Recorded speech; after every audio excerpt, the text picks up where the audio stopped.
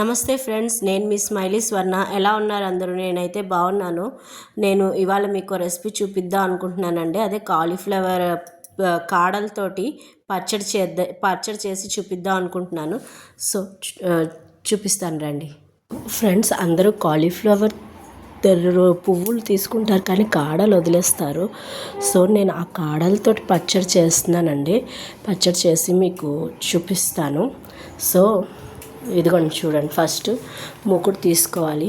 వెలిగించాను నేను మూకుడు తీసుకుని అందులో దీనికి ఈ పచ్చడికి కావాల్సిన ఐటమ్స్ అయితే ఇదిగోండి కాలీఫ్లవర్ ముక్కలు, నూలుపప్పు అండి, ఎండుమిరపకాయలు, చింతపండు, తర్వాత సాల్ట్. ఈ పచ్చడికి కావాల్సిన సాల్ట్. మెయిన్ ఇంగ్రీడియంట్ ఏంటంటే ఈ నూలుపప్పునండి. ఈ నూలుపప్పు వల్లే ఇది టేస్ట్ వస్తుంది. సో నూలుపప్పు ఈ ముక్కలకి ఎంత సరిపడుతుందో ఒక 4 to 5 టేబుల్ స్పూన్ నూలుపప్పు వాడానండి నేను. దీనికి కావాల్సిన కారానికి ఎండుమిరపకాయలు ఒక 4-5 తీసుకున్నాను. తర్వాత మళ్ళీ మీకు ప్రాసెస్ ఎలా చూపిస్తాను. ఫస్ట్ ప్యాన్ పెట్టుకుని అందులో ఆయిల్ వేసుకోవాలండి. ఆయిల్ వేస్తున్నాను నేను. ఇదిగోండి చూడండి, ఆయిల్ వేస్తున్నాను. ఒక 1 టేబుల్ స్పూన్ ఆయిల్ వేయాలి. ఆయిల్ వేసాక ఈ నూలుపప్పు ఉంది కదండి, ఈ నూలుపప్పు వేయించుకోవాలన్నమాట. ఆయిల్లోని నూలుపప్పు వేయించుకుని తీసుకోవాలి. నేను మీకు పప్పుని చూడండి వేయిస్తున్నాను. ఇది కొంచెం ఎర్రగా వేగాలన్నమాట. వేగాక అప్పుడు ఒక్కొక్క ఇంగ్రీడియంట్స్ ఏంటేంటివి కావాలో అవన్నీ నేను మీకు చెప్తూ చేసి చూపిస్తాను. చూడండి, ఇలా నూలుపప్పు వేయిస్తున్నానండి. ఇది కొంచెం ఒక 2 minutes ఉండాలి దీని దగ్గర. ఎందుకంటే అటు ఇటు వెళ్ళిపోతే కనుక పప్పు మాడిపోతుంది. మాడిపోకుండా జాగ్రత్తగా కలుపుకోవాలండి. ఎండుమిరపకాయలను నూలుపప్పు వేసేసి ఇదిగోండి ఇలా కలుపుకుని మంచి వాసన వస్తుంది. ఇది వేగుతూ ఉంటేనే పప్పు తొందరగా కూడా మాడిపోతుంది. ఇది అందుకు ఇదేంటంటే ఇలా జాగ్రత్తగా వేయించుకోవాలండి. కొంచెం ఒక బ్రౌనిష్ కలర్లో, అంటే బాగా మాడిపోకుండా కొంచెం ఎర్రగా అయ్యేటట్టు వేయించుకోవాలి.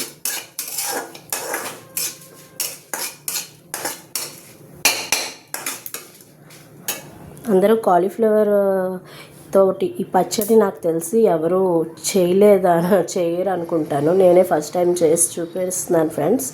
ఎందుకంటే ఇందులో కూడా మనకి చాలా మంచి పోషకాలు ఉంటాయి. మనకి ఈ కూరలో కూడా మనకి మంచి పోషకాలు, ఇందులో కూడా మనకి హెల్తీగా పోషకాలు ఉంటాయి. సో అదనమాట. అందుకు కాలీఫ్లవర్ ఈసారి ఎవరు పడకుండా వీటిని రెసిపీ చేద్దాం అనేసి ట్రై చేశాను ఫ్రెండ్స్. నేను చేస్తూ ఉంటాను తరచుగా, కానీ ఇందులో అయితే పెట్టడం ఇదే ఫస్ట్ టైం. సో మీకు చూపిద్దామని చేస్తున్నాను. ఇదిగోండి ఇలా ఎర్రగా కొంచెం అయింది కదండి. చూసారా పప్పు, నూలుపప్పు. ఈ నూలుపప్పు మాడితే పచ్చడి టేస్ట్ మారిపోతుందండి. నూలుపప్పు మాడకుండా చేసుకోవాలన్నమాట. ఇది నూలుపప్పు మాడకుండా చూడండి, ఎక్కడ మాడలేదు, ఎర్రగా అయింది. కానీ దీనితో టేస్ట్ ఫ్లేవర్ బాగుంటుంది అన్నమాట. ఇదిగోండి చూసారా, ఎక్కడ మాడలేదు. సో ఈ నూలుపప్పు అంతటిని ఒక ప్లేట్లోకి తీసుకోవాలండి. ఇదిగోండి నేను మీకు ప్లేట్లోకి తీసి చూపిస్తాను.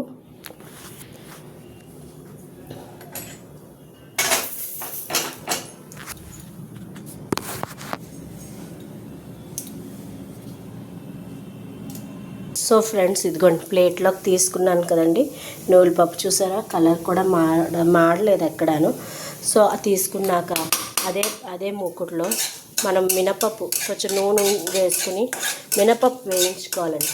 మినపప్పు వేగాక వేగుతూ ఉంటుంది కదా, ఈ వేగుతున్న దాంట్లోనే మనం ఈ కాలీఫ్లవర్ ముక్కలు ఉన్నాయి కదండి, ఈ కాలీఫ్లవర్ ముక్కలు ఇది ఇందులో వేసేసుకోవాలి. చూడండి మినపప్పు కొంచెం వేగింది, మీకు కనిపిస్తుందా? వేగిన దాంట్లోనే ఈ కాలీఫ్లవర్ వేసుకోవాలండి. ముక్కలు వేసేసుకుని చూడండి, ఇదిగోండి నేను అందులోనే వేయిస్తాను, చూసారా? ఇదిగోండి వేసేసుకోవాలి. కాలీఫ్లవర్ కూడా వేసుకుని ఇదిగో కలుపుతున్నాను. ఇది ఒక 5 మినిట్స్ ఇందులోనే అదే మెత్తగా అవుతుంది చూడండి. ముక్క అన్నది మెత్తగా అవుతుంది కదా కాలీఫ్లవరు, చూసారా? ఇదిగోండి ఇలా వేసుకున్నాక వేసేసుకుని ఇందులోనే దీనికి ఏంటంటే కొంచెం ఇదిగోండి పసుపు అండి. ప్రతి పచ్చట్లోని నేను వేస్తూ ఉంటాను పసుపు.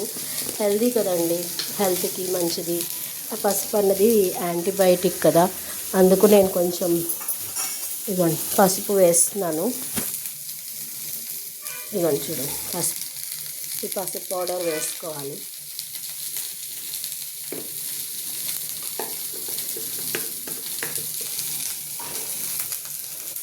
సో ఇదిగోండి చూడండి, ఇది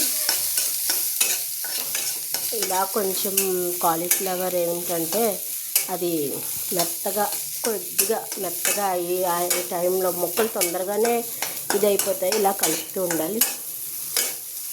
దీంట్లోనే మనకి కావాల్సిన సాల్ట్, చింతపండు అన్నీ వేసుకోవాలండి. పచ్చడికి సరిపడా కావాల్సినది సాల్ట్ లేకపోతే టేస్ట్ లేదు కదండి. అందుకు దీనికి కావాల్సి ఉప్పు వేస్తే కొంచెం ఉప్పు వేస్తే ఇంకా ఈ కాలీఫ్లవర్ ముక్కలు తొందరగా మగ్గిపోతాయి. సో ఇదిగోండి నేను సాల్ట్ ఇందులోనే వేసేస్తున్నాను.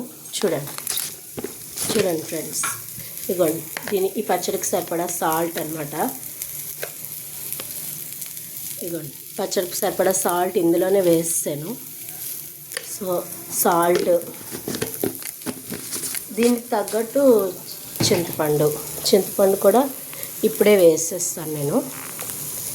ఈజీగా ఉంటుంది కదండి, మళ్ళీ తర్వాత వేయాలంటే అది మనం గుర్తుంటుంది ఉండకపోతుంది. సో అందుకు దీనికి కావాల్సిన చింతపండు కూడా నేను ఇప్పుడే వేసేసాను.